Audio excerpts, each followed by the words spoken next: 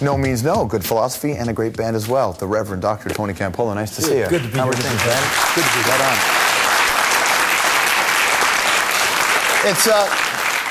It's you know, the idea of the divide with people and the way they believe spiritually has always been there. But there seems to be such an interesting divide now within the Christian community. Yes. And politics has played a major part in that. Well, in the United States more than in Canada.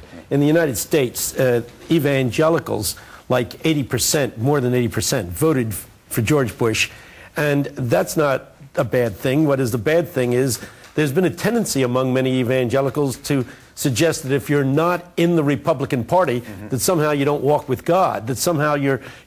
And I think to make Jesus either a Republican or a Democrat, to tie Jesus up with a political party, is blasphemy, it's wrong, it's distorting, and it gives to any political party arrogance. We're the God party, you know. But they do it by hinging on two issues. Yeah. It's two issues. I know there's a whole, it's far more complex than that, but it isn't really. It's abortion and it's gay rights. You got it. And they're the two issues that have been the hot-button issues that, in fact, have been pushed by the evangelical community to the exclusion of a host of other issues. And we would point out to you that while these two issues do deserve significant attention, the fact is there are 2,000 verses of Scripture that talk about caring for the poor. And I don't care what else you're into. If you ignore what the Bible is really about, helping poor and oppressed people, you've missed the message of Jesus. So what happened then? How'd that happen? Well, politicians learn how to manipulate populations, and they learn how to stir emotions, and abortion is an emotional issue, and it's emotional with me. I'm a pro-life person, but to focus on that and say this is what politics is all about and this is a defining issue is to miss the point. I contend that we got to get together. I see you got the white band on with Bono, and here's a guy who is a rock singer who has done more to articulate what Christianity is really about than most of we preachers. In fact, he says to be Christian is to commit to the poor, to the oppressed. The only description that Jesus gives of Judgment Day is how we treated the poor. On that day, he's not going to ask you theological questions. He's going to, you know, it's not going to be virgin birth. Strongly agree, disagree, strongly disagree. You know, it's not going to be. Yeah, I'm decided. Yeah, it's going to be. Here's what it's going to be. 25th chapter of Matthew. I was hungry. Did you feed me? I was naked. Did you clothe me? I was sick. Did you care for me? I was an alien. Did you take me in? What you failed to do to the least of these, you failed to do it to me, because I'm not up in the sky somewhere. I'm waiting to be loved in people who hurt. And as you relate to people who hurt, you're relating to me. There is no Christianity that does not tie us up with the poor and the oppressed of the world. Now, you advised a president. Yeah. Bill Clinton. Yeah. Two-term, very popular president when he was the president. Yeah. Right? You say those sorts of things to him? Of course. What was his response? Well, I think that Bill Clinton is a guy who has tried to respond to the poor and the oppressed, even now with his global initiative. He's doing much to attack the AIDS crisis in Africa. He's really raising literally billions of dollars to help poor people around the world. When Katrina struck, and while the government was fumbling around, he was out there raising millions of dollars for the Katrina people. I mean, here's a guy who says, hey, I don't know what else I'm about, and I know everybody knows my shortcomings, but this is one of the things that I want to say loud and clear, that as an ex-president, I am committed to help the poor of the world. But that's the thing, and I've seen it with George Bush Sr., Herbert Walker Bush, and also with Bill Clinton. They seem to do more when they're not president than they do when they are president, and I wonder, is it just impossible when you're in president to be the president to actually live by, if you're, because I saw Bill Clinton when he was going through the whole scandal, walking around holding the Bible, going to church, and at a certain point it started to seem like a dog and pony show when you saw actions. Yeah. Well, it does have to be noted that he was the guy that started the cancellation of third world debts, which the Bono thing is really strong about. I mean, if you live in a country like Ecuador and you pay $1 taxes, 60 cents out of that dollar doesn't buy health, doesn't buy education, doesn't buy infrastructure. It pays off debt. It doesn't even do that. It pays interest. Yeah. That's all. In Africa, 40 cents out of every dollar gets spent on servicing the debt. These countries will never get out of poverty if, in fact, we don't cancel the debt. I think that Clinton did a good job in getting that going. You were with him during the Monica Lewinsky thing. We joked off the top about that. What was that?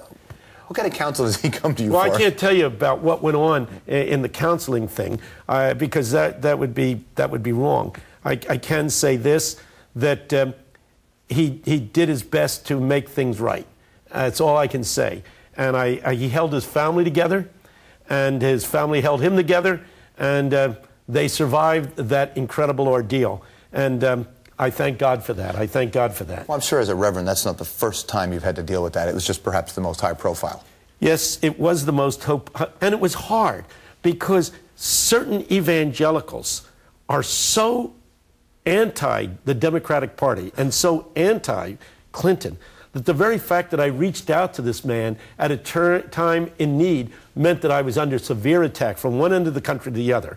They didn't really understand that to be Christian is to reach out to people who hurt, whether they're people that you find on Young Street who are homeless, or whether they're the President of the United States. To be Christian is to be a friend to the person who needs a friend. What were they talking about with Jesus? He hung around with the tax collector, right? That's right. And the physician goes to the people they wouldn't have liked who he hung around with, would he? I mean, he was always partying. You know what they said about him? They said, you're supposed to be a godly man. You're a wine bibber and a glutton. Every time we turn around, you're partying, and you don't even care who you party with. Yeah. What a wonderful thing to say. To Jesus. I mean, he sounds like your kind of guy, doesn't he? Well, yeah. You know, I mean, you look like part of it. You look like a party boy. I mean, let's face it, George. Okay? Yeah, but I'm not going to apologize for what I do. That's the problem. Well, he didn't apologize either. He thought it was great. He said, if you don't understand that these people are more open to the message of love and forgiveness that I'm preaching than those religious people down there at the temple, you've missed what I'm all about. But you know what it is? In the Bill Clinton thing, it stems back to this word morality, and you hear the difference with you have social conservatives. Like when you go through your book here, and the Red Letter Christians, the idea of Jesus' word and what you're talking about with helping the poor, that's a social code. In Canada, they had it with an elected official, a minister named Tommy Douglas. But morality seems to be the flashpoint. We talked about it with abortion and homosexuality, and it's as if the right wing, for better or for worse, own that word now. They don't own the word morality. The truth is that poverty and elimination of poverty is a moral concern. The environment is a moral issue. So they own the word pious. Yeah, I like the word pious because they, in fact, take certain things. You know, when I was growing up, I guess from what I hear, you grew up in the same kind of environment I did. You know, smoke or dance or chew or go with girls who do. You know, you live this very, very... What do you mean in past tense? Yeah. Well, you know, you don't look with those rings on your ear. I mean, that looks pretty ungodly. I just want to say that to you right now. Do you know how many pastors have said that to me over the years? Woe unto you, woe unto you. Yeah. I saw a cartoon the other day with Jesus standing on the steps of a church and a guy with all these, rings, and Jesus is saying, of course I accept people with pierced bodies. You know, a great line, a great line. In reality, whosoever will may come. But, the idea is that we often reduce Christianity to a lot of little puny rules and regulations. And Jesus once said, woe unto you who face all these little things and miss the weightier teachings of the law. For instance, Jesus said, blessed are the merciful, for they shall obtain mercy. I don't see how you can believe in capital punishment and believe in that. Jesus said, blessed are the peacemakers. Well, they'll say eye for an eye, right? And that's the dilemma with the Bible. And here's what Jesus said. Get to the red letters. Jesus said, you have heard of old an eye for an eye and a tooth for a tooth. Yeah. But I give you a new commandment.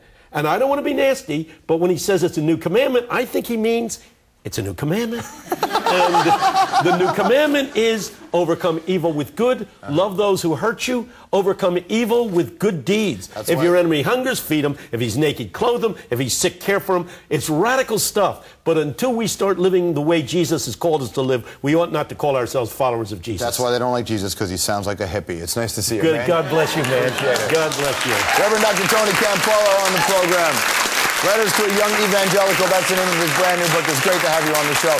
Lots more to come, including this.